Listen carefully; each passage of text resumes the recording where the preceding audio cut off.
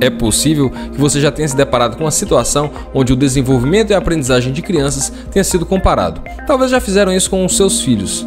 Já fizeram isso com a minha? Na maioria das vezes, as pessoas nos dizem: não se preocupe, elas vão se desenvolver no tempo delas. A pergunta então que a gente se faz é essa: devemos aguardar até que a nossa criança se desenvolva por ela mesma, ou há algo que nós poderíamos fazer para potencializar o aprendizado e o desenvolvimento? E é pensando nisso que eu trago as implicações educacionais do livro A Formação Social da Mente, no capítulo 6, que trata sobre desenvolvimento e aprendizagem.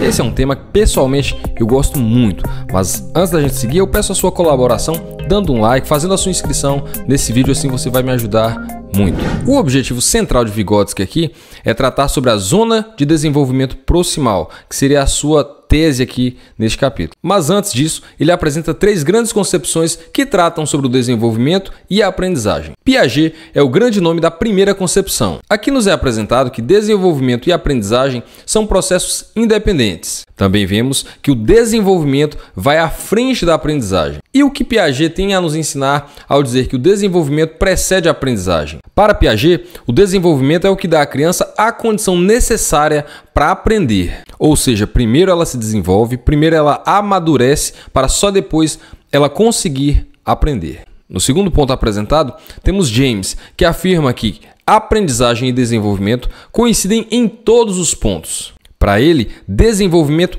é aprendizagem. No terceiro ponto, nós temos Kafka tentando superar os 2 pontos anteriores divergentes. Aqui nós temos que a maturação torna possível o aprendizado e o aprendizado empurra a maturação à frente. Vygotsky discorda do terceiro ponto por eles afirmarem que o desenvolvimento específico, capacidade específica, influenciaria em um desenvolvimento global, o que para Vygotsky não parece fazer sentido. Para a gente seguir na conversa, é importante lembrar que Vygotsky discorda dos 3 pontos tratados anteriormente. O primeiro, de Piaget, vai discordar do fato de a aprendizagem estar atrás do desenvolvimento. Era a proposição de Piaget. Para Vygotsky, a aprendizagem estaria à frente do desenvolvimento, ou seja, a criança aprendendo, ela puxa o desenvolvimento.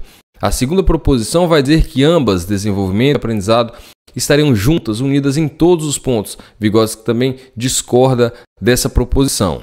E aqui ele passa a apresentar brilhantemente a sua tese da zona de desenvolvimento proximal. O que seria isso?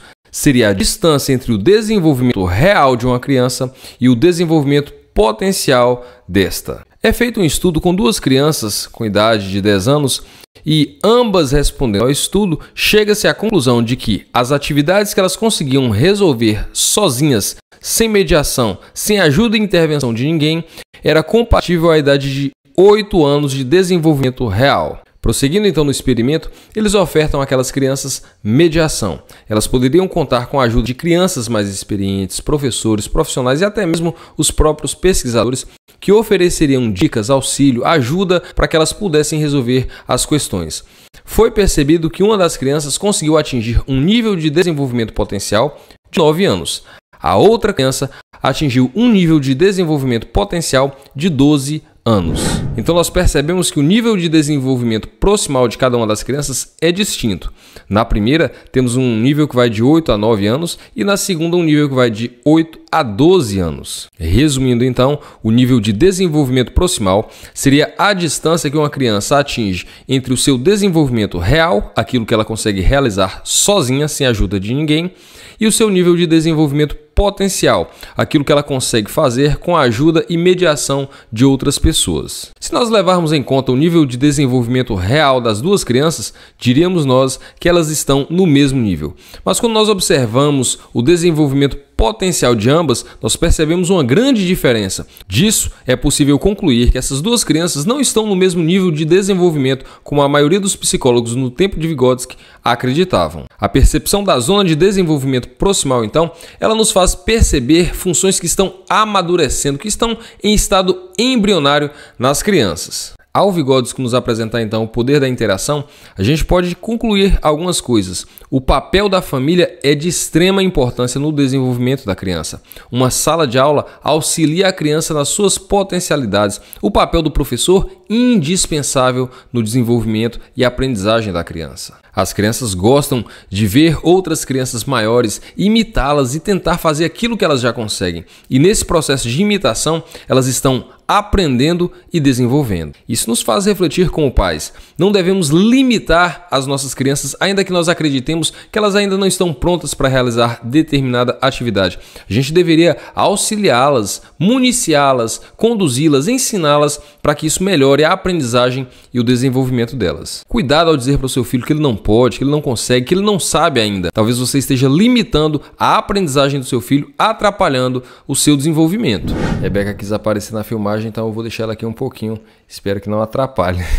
Quem sou eu para dizer para você como educar a sua criança? Um conselho de Vygotsky, o que ele diz é o seguinte, que antes que a criança chegue à escola, ele já tem muita aprendizagem em casa. Desde os seus primeiros dias de vida, a criança já está aprendendo. Então a gente não pode ignorar os pequenos sinais de aprendizagem da criança. Muitas vezes você vai encontrar o seu filho em uma situação que talvez você pense, queira dizer, que talvez não seja o melhor, talvez ele deveria não fazer.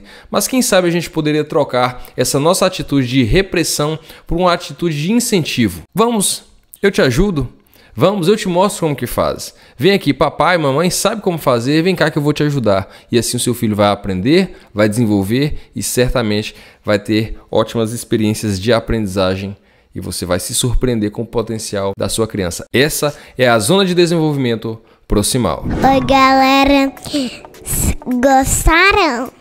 Você quer ver de novo o vídeo do papai? Deixa o like. Tchauzinho. Tchau. Pede pra inscrever também.